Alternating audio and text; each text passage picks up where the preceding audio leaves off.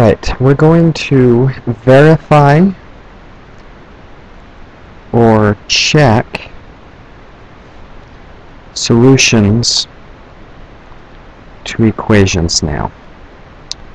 And so what we want to do is, if we're given a value for a variable, we want to be able to determine if that value makes some equation true. And we're going to start with the easiest case, which is a linear equation in one variable. But everything that we do here can be expanded to 2 variables, 3 variables, into different powers.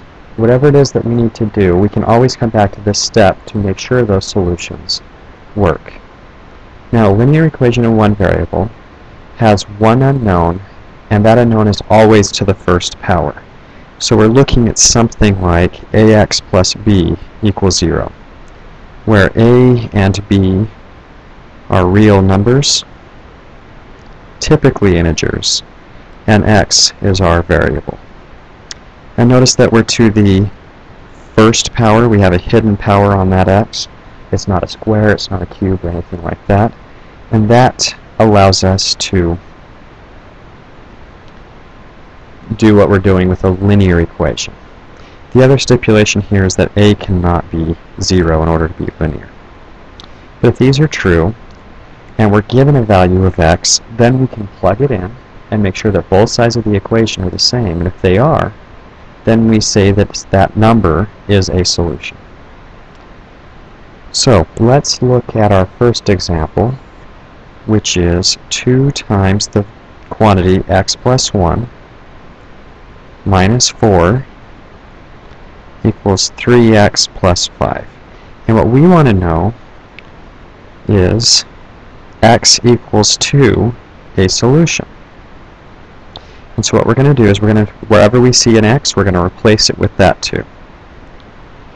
And when we do that, we're going to put it in parentheses so that we can see that the x as a whole is replaced, but everything else stays exactly as it was written before.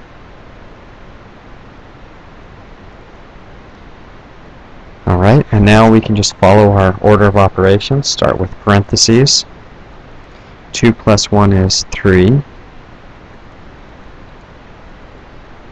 Now we can do multiplication. 6 minus 4 equals 6 plus 5. Well, 6 minus 4 is 2.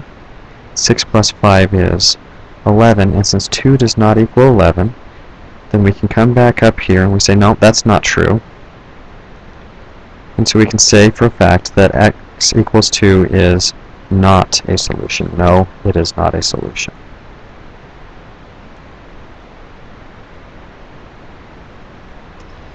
But what if we want to try another number? What about, is x equals minus 7 a solution?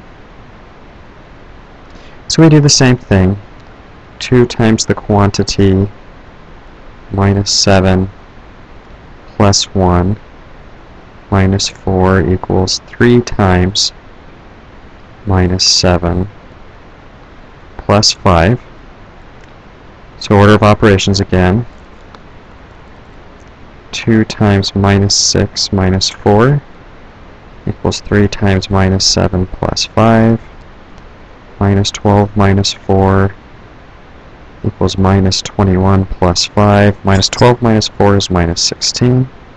Minus 21 plus 5 is minus 16. And hey, minus 16 equals minus 16, so we come back and we say yes,